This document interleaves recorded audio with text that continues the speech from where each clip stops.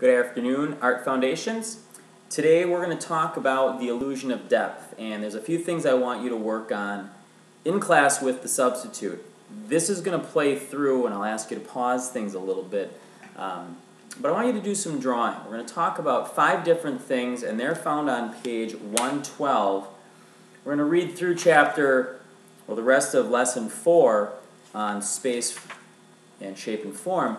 And we're going to talk about the illusion of depth. So, in your textbooks, we've got the illusion of depth here.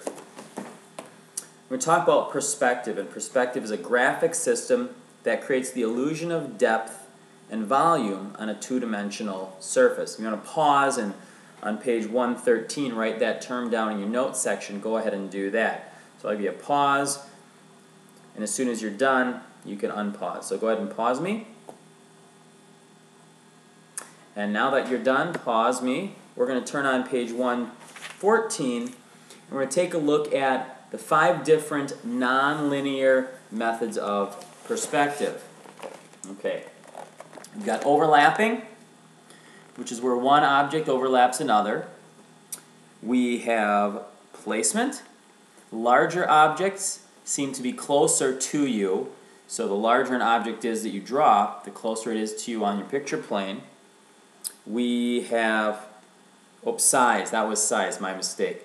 The larger object, size, is closer to you. So if you have 2 boxes that are exactly the same size and one looks bigger in your picture plane, it's going to appear closer to you. Placement. The lower an object is on your picture plane, the closer it is going to appear to you. So if I have 2 people in my photograph, and one is closer to the bottom of the picture plane, it's going to appear closer to you. Detail, on the top of page 114, detail. The tree that you see on this has a lot more detail to it than the tree in the background. So the more detail you've got, the closer it's going to appear. And lastly, we've got color. A brightly colored object is going to appear closer to you than a dull colored object. Think of the last time you went to the Grand Canyon. The rocks up front were very sharp and crisp and clean, and the rocks that were further back in space, they were duller than the ones closer to you. So, on page 115, we've got 2 different types of perspective, or 2 examples of perspective. We've got 1-point perspective, and we have 2-point perspective. We're going to deal with converging lines right now, or at least that's what we're going to be doing with this day today. I'm going to have one more video for you guys to watch, and this is one that you're going to be able to play back and forth a lot, because it's going to be a demonstration on 1-point perspective. So, we're going to have some goals written up on the board.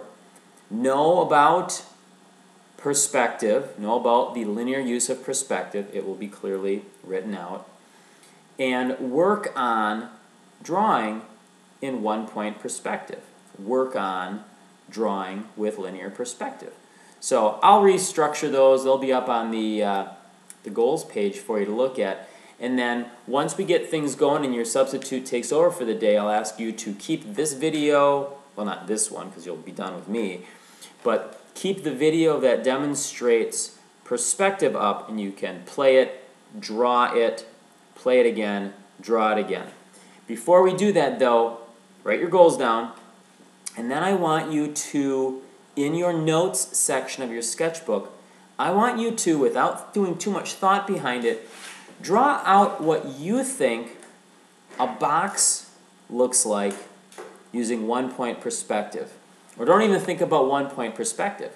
What does a box look like if you draw it out with depth, length, width, and height? Okay, so you can finish me up here and then press play in a minute, and that video won't have anything to do with this video, so that you can watch it over and over and over and over on your own. Thanks guys, work well, bye.